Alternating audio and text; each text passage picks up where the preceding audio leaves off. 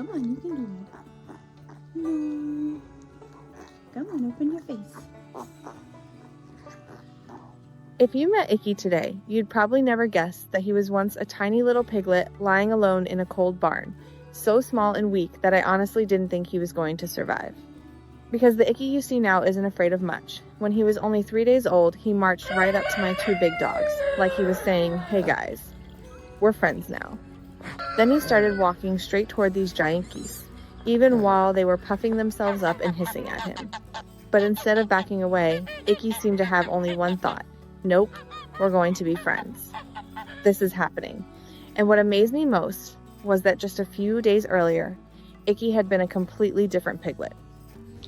That's a good boy. That's a good boy.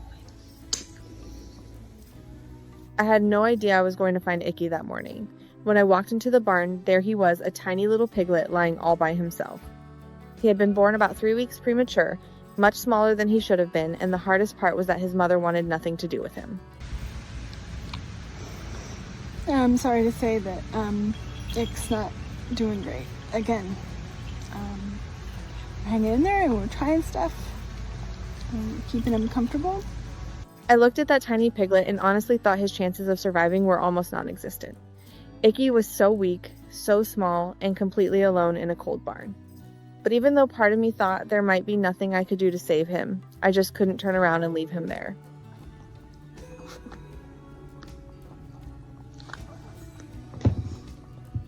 You know, it's so good. So I picked Icky up, tucked him inside my shirt to keep him warm, and carried him straight into the house.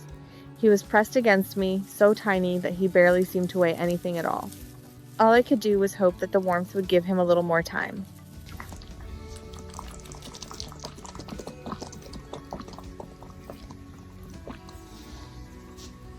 Then Icky woke up, and the first thing he wanted was food. Honestly, that completely surprised me. I gave him a little goat's milk, and his whole attitude seemed to change almost immediately. It was like he had suddenly decided, okay, I'm not done yet.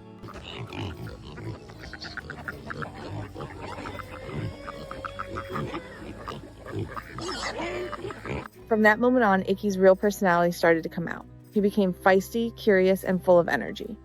The tiny piglet I had once thought wouldn't survive was suddenly showing a spirit that was almost impossible to believe.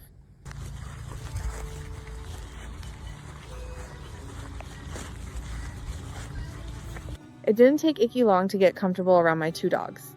At only 3 days old, he walked right up to them all on his own. No fear, no hesitation. He just marched over like they had been friends forever. Potato, sit. Sit. But Icky didn't stop at making friends with dogs. He also decided that the giant geese outside were going to be his friends too. Even when they hissed at him and made it very clear that they weren't exactly thrilled about a tiny piglet coming near them, Icky just kept walking closer.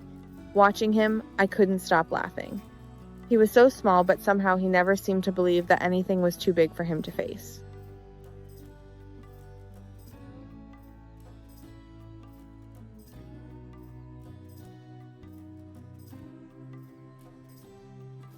Icky also had his own special way of reminding everyone that he was there.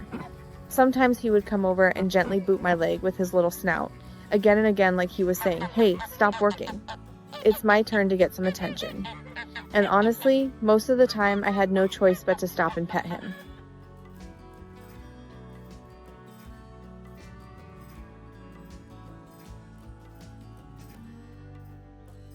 During those first few months, we just took things one day at a time. I took care of Icky, and he followed me almost everywhere.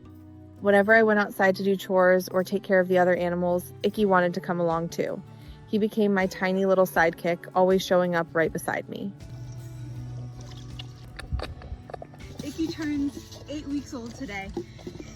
And he's excited, he can't even swallow. But after a while, Icky started having respiratory problems. After everything he had already survived, I found myself scared all over again that this might be something I couldn't fix. Thankfully, we were able to take Icky to the vet where he had a special procedure to help him.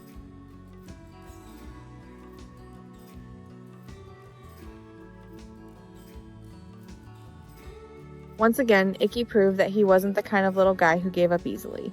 He He recovered and went right back to living his life as if nothing in the world could stop him from enjoying it.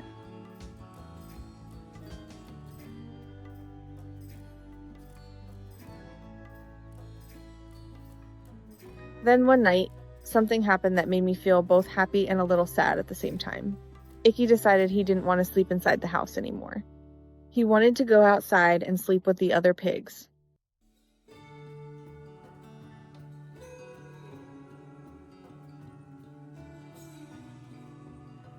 For me, it was such an emotional moment. Part of me was incredibly happy because it meant Icky was becoming a real pig, living the kind of life he was meant to live. He wanted to be with other pigs, sleep beside them, and enjoy being part of their little world. But another part of me felt a little sad too. The tiny piglet who once had to sleep inside my shirt to stay warm didn't need me in quite the same way anymore.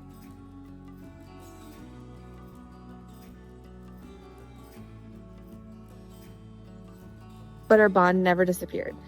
Whenever I see Icky out in the field, all I have to do is call his name. Icky, and almost every time he hears me and comes running. He runs over, climbs up the familiar steps, and knows there's probably a cookie waiting for him.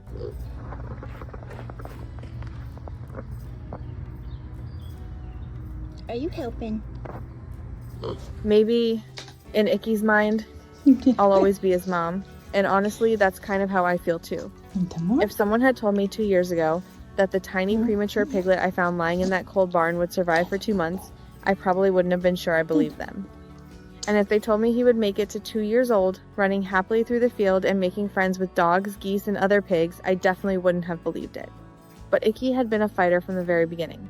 And maybe that's what makes him so special. Icky didn't just survive. He grew up, found his own place in the world, and never let the fact that he was once tiny and fragile decide the kind of life he was going to live.